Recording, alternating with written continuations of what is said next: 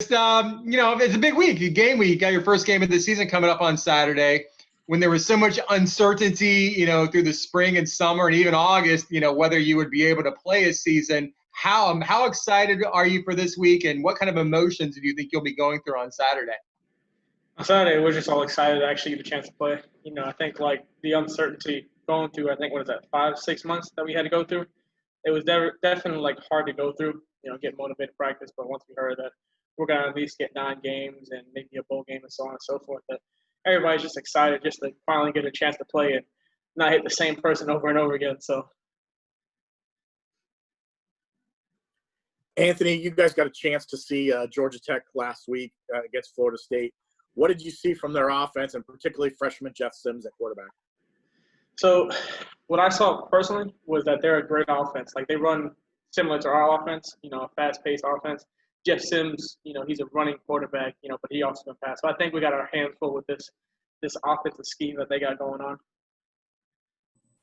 Anthony, you earned a scholarship last season. You kind of came on the scene and had a good redshirt sophomore year. What do you want to prove, or what are your goals this season for you as an individual?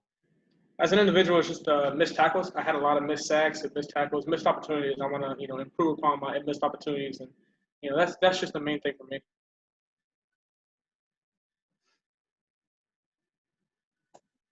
Anthony, kind of going back to the first question a little bit, have you thought about what Saturday's going to feel for you like? What's going to feel for you like emotionally when you get out there on Saturday? Do you know and kind of sense what you're going to feel?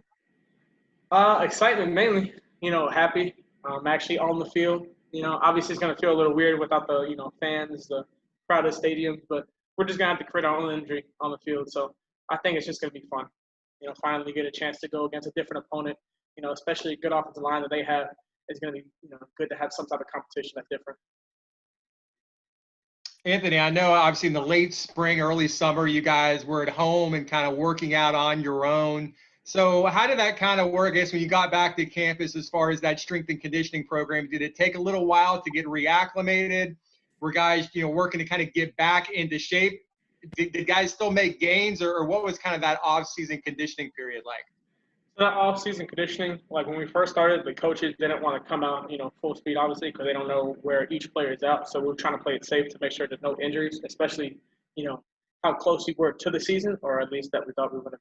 At the time, we thought we were going to have a season or didn't have a season. So we were just trying to make sure that we were all safe. And when I got here, obviously, wasn't too bad. I came here with the first group. A couple other guys, actually. We all came here with the first. It wasn't too bad, and they started to ramp it up. So there were gains from, different people. Trying to think personally. For me, I think I did gain a little bit more speed. If you want examples, you have to ask the players, but definitely were gains. You sort of touched on this, but when it comes to sort of managing the emotions, you guys have been waiting so long to actually get back out there and do this, and with all the uncertainty, is there sort of a process to manage those emotions so that you're able to channel them in a productive way when you finally get out there, rather than maybe being too hyped or too excited or anything like that? I would say yes and no, especially during the time where we were, there was uncertainty that we weren't going to have a season, or were, that, the emotions were flaring up everywhere, on the field and off the field. So you just got to control it and just have, like, a hope, I guess, in a sense, that there was going to be a season. That way it could keep driving you to do better.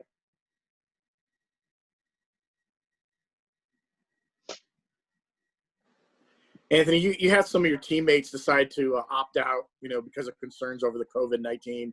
What has been the response from the teammates to them, and have you spoken with some of the guys? The teammates that opted out, that was their decision. We were fully, on board with them. This is their health. We're not going to take away their health. This is, that's their decision. Whatever they wanted to do, whether they wanted to play or they had different concerns, it was their decision. So we're on board fully. Each player was on board with that teammate that opted out. And Anthony, kind of in the same vein there, with the guys that opted out, specifically Kalia Davis and Mason Chaliwa, that opens up some holes there on the defensive tackle spots. So who has really stepped up in those positions other than yourself? Who has really stepped up to sort of, impressed early on? So we have actually a lot of D tackles. Losing Kalia Davis is definitely a big impact. Clea Davis is, I believe, the best D tackle we had. But the ones that stepped up, we had Keenan Hester, Cam Good, Noah Hancock. We have freshmen coming in, Curvin Shoot. So a lot of D tackles are trying to step up to fill up that position. Do you have any further plans on the defensive side of things this season? What do you think are the advantages on defense of UCF? So, personally, from the D line, our advantage is that we're a get up front. We're going to get upfield and we're going to play fast. So, especially with the offense they run, outside zone, some type of stretch, we're just going to get upfield each time. Anthony, I know the mantra every week is to go 1-0. But, just kind of looking at last season, I know it was a 10-win year, it was successful, but you guys wanted more. You wanted a conference championship. You wanted a bigger bowl game. So have you guys kind of talked about, what you need to do and what your goals are to kind of get back to where you were, previous 2017 to 2018 seasons? We did talk about it briefly. It's just the same statement. Take, each week, one week at a time. Go 1-0, focus on that week. And, I guess the phrase, don't shoot yourself in the foot. We need to decline on the penalties and really focus on, certain keys for the offense. Anthony, there was a lot over the last couple months in college football with players stepping up and using their voice, to help out with social justice and change. Do you feel as an athlete your voice is carries a lot of weight? Yes, sir. I do, honestly. We create a platform. All players have a platform. It's up to them whether they want to speak up or not. But as a player, I do think our voice is heard, especially with the fan base that UCF has. And, if you take Auburn or Alabama, they're going to be listening to the players. So I do think we have a voice. Anthony, I know you kind of spoke a little bit about the defensive line a moment ago, but what are you seeing from the rest of your defense? Like, are you guys coming together, as a whole unit? What are some of your thoughts there? As a whole unit, we're great right now. I think that we're all bonding very well. I speak from the D tackles perspective, but we also have DNs like Randy Charlton. We have Stephon Zayas. We have, Chris Deloach. We have so many DNs and so many D tackles that we're just all bonding and having fun together.